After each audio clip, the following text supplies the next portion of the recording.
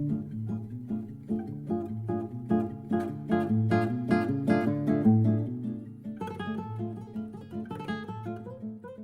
to another 5 Minutes with Sean, maybe 10. Today I want to talk to you guys about 2019 planning. Here we are on Christmas Eve, getting ready to start the new year. And obviously you should probably be doing your Q1 planning a little bit earlier than this here meeting.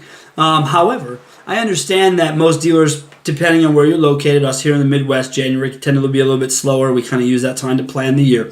So I want to kind of walk you through a little bit of what we talk with about our clients and what we're really trying to focus on for the new year. All right, 2019 planning, first of all, obviously comes down to the budgets. That's advertising budgets. What do you want to spend in total? Okay, because you don't want to think about your advertising budget as a number that has to be the same every month. So we spend $20,000 a month.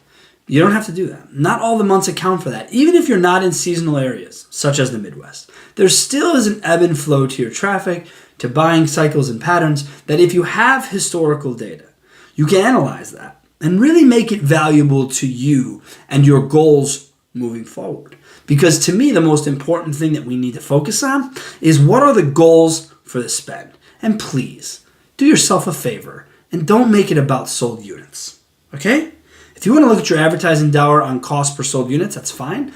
But don't talk about your advertising in such a way that it has to account for a sold car dead rights. That doesn't work that way. I think you guys by now know that. Whether it's multi-touch attribution from people who offer it as a tool, or it's just you taking your own data and combining it with what you see from CRM and GA, and then your lead providers, like that's probably the best way to put together the story.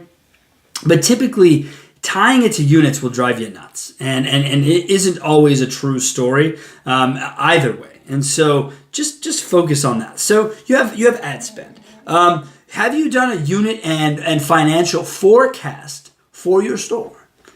What is the goal that every department is up against for the new year? Is it simply just the previous year plus a percentage? Is it a different number? Is it dictated by the OEM? See, these are the issues and problems that I run into because I don't typically like other people setting my business goals and or let's call it finances, right? I don't want more people involved in that. So what I want people to focus on is what they can control, which is their budget. They can control their messaging, right? And they can control how much they're willing to make on each car to some extent. And what I mean by that is typically if you're a unit-based store, then gross is secondary, and if you're a gross store, units are secondary. What I always remind people is make sure when you pick that lane, whichever that is, you stay in it and you dedicate your time to it. Because if I knew how to basically sell 250 cars for $4,000 a car, I wouldn't sit here and be doing this, okay? I'd have wrote a book and retired by now. But that isn't possible. Every market is different. And I said it on a show I was on a week ago. Everywhere people have dealerships, those areas are different than the next place. So you can't just assume what works in North Carolina will work in Wisconsin, will work in New Jersey. That is not how it goes. So you have a couple of options in front of you, obviously, with vendors. They're everywhere. So when you're making choices about your vendors in the new year, make sure that you're choosing the ones that you want to work with. Because there are so many, it should be a desire to have a partnership with someone who can truly help you do more.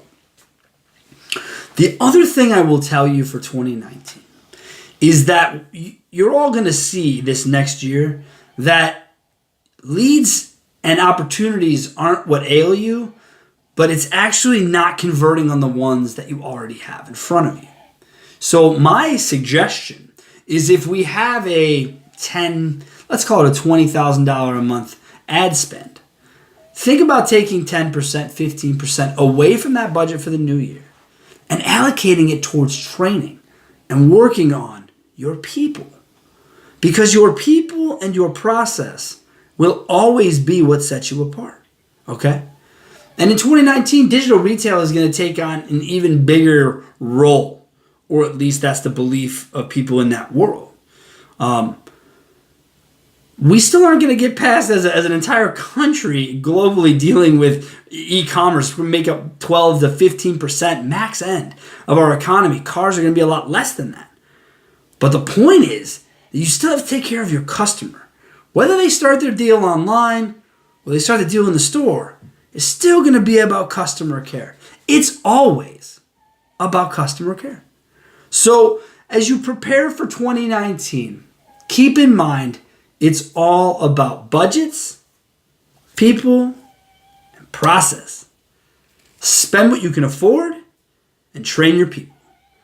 I'm going to make this a real quick and easy 5 minutes today. I think that you guys deserve it. You've been troopers all year.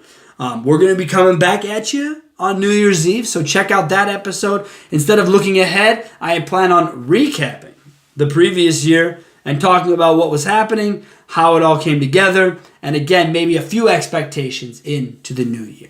So thank you so much for an entire year of engagement. We really, really, really appreciate it. Happy holidays from all of us here at Car Biz to all of you there.